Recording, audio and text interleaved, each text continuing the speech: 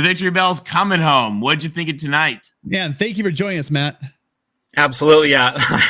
I'm going to be up until 3 a.m. I know, and it's a great thing. Trojans Wire is probably going to have its best month ever now, and of course we now get a 13th game to play in the Pac-12 championship game Friday, December 2nd. So that's a really great thing too. The most surprising thing, not the score, not the up and down video game nature of this contest, like that was to be expected. Like I said on Mark Rogers' show on Monday, hey, the over under 76.5. Like what? Hello? Like, that was just absurdly low. And, it was going to be a matter of just scoring as many points as possible. And USC, a lot like the Arizona game, scored, fairly well, but still left a good 14, 17, even 20 points on the field. Could have scored in the low 60s if it had been more airtight.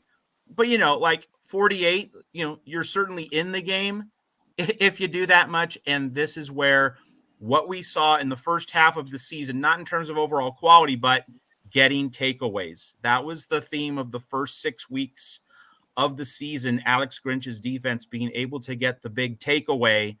And so, like, that's part of a good defense. I mean, obviously, the overall performance wasn't very good, and it wasn't expected to be. And, Eric Gentry made a brief appearance, but like he wasn't fully right.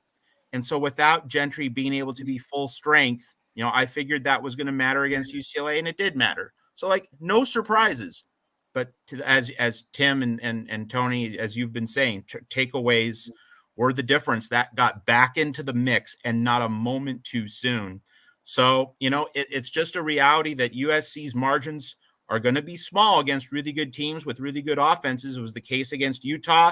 Came one play away from winning, didn't make it. Tonight, have one play to make, did make it. I mean, it's really just living on the other side of those margins, the very fine line. And, there is a sweet kind of poetry here that, as brutal as it felt in the immediate aftermath of the Utah loss, if you're going to say, hey, you got to lose one and you got to win one, you would rather beat UCLA than Utah. You would every day and twice on Sunday. You'd rather get this game. So, the pendulum just has a way of swinging back and forth. The laws of averages have a way of evening out, because it wasn't a perfect performance by any means. It was very sloppy, and USC needs a special teams coordinator. Like, I think I was on the fence in terms of, do you need to use one of your 10 on-field assistant coach positions for special teams, because you might be able to use that to coach defense better.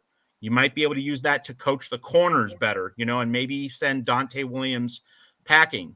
Actually, you might still do that, but now you replace Dante Williams with a special teams coordinator. I think that is clearly the move to make with this coaching staff for 2023. That's I have a better idea. Let's just turn our legal resources to sue the NCAA, who's completely neutered anyway, and get rid of those limits on coaches. We'll just fix it that way.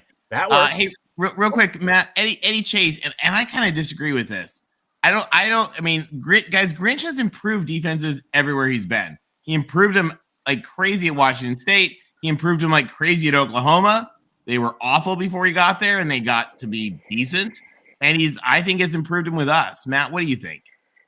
Well, he has improved. And see, that is the tricky thing with Alex Grinch, is that with the exception of 2021 at Oklahoma, like going into the 2021 season at Oklahoma, it was felt by OU insiders. This was part of what I learned on the Riley files. The 2021 Oklahoma defense was supposed to be very, very good, and it wasn't. But that is the only season since Alex Grinch joined Lincoln Riley at OU a few years ago. That's the only season in which Alex Grinch really, I think, underperformed overall as a defensive coordinator, because in 2020, Oklahoma's defense carried that team to Lincoln Riley's fourth Big 12 championship at Oklahoma. In 2019, he was inheriting the mess left behind by Mike Stoops, who got fired in 2018. You really couldn't say that Grinch was primarily responsible for that. He was, inheriting a mess, much as he inherited what Todd Orlando and Dante Williams left behind this year at USC. So you really only have, from the past 4 years, Tony, you really only have 2021 Oklahoma as a year when Alex Grinch really did fall below the expected standard. But, through 11 games this season and what he did against Oregon State and Washington State and getting these guys to make big takeaways, like he has overperformed.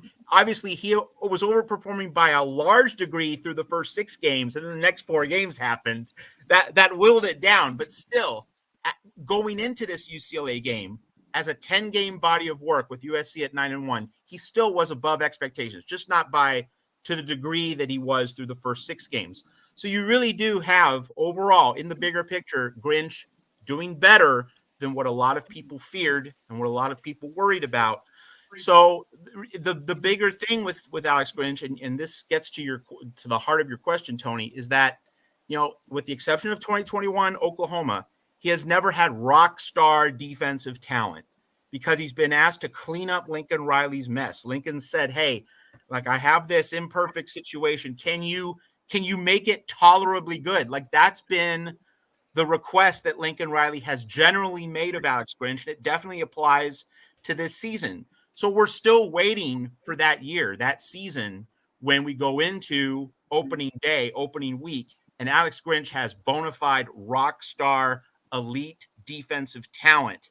We haven't seen that scenario yet. And so that's really the next horizon for Alex Grinch as a defensive coach. Can he get his hands on top shelf talent with depth, with, all the trimmings as we head into Thanksgiving week? Will he have the full meal, the full 7-course meal to work with on defense? And if he inherits that kind of a defense going into a season, and then we get these kinds of results, then you can say, you know what, he just doesn't make the cut. But we haven't gotten to that scenario yet. And that's the thing that USC fans have to be patient with, that we need the fully stocked cupboard. No one, everyone realized we weren't going to have that fully stocked cupboard or anything close to it this year. Give him that fully stocked cupboard, and it's probably going to take one cycle beyond 2023. It's, when USC goes to the Big Ten in 2024, that's probably when we're going to get to the point where he has, a full allotment of resources to work with. Obviously, got to work the transfer portal again, get more Shane Lees into the mix, get more Eric Gentry's into the mix. Shane Lee was huge tonight against UCLA in pass coverage. So that's the in-between nature of Alex Grinch as a coach, is that, you look at the numbers and all the touchdowns allowed and all the video game type contests, such as what we saw tonight, but he hasn't been working with a full deck. He's not working with all the resources that, like if you're Kirby Smart at Georgia, like you have full talent on hand. And Alex Grinch doesn't have that. He hasn't had anything remotely close to that. So that's the thing that USC fans have to be patient with.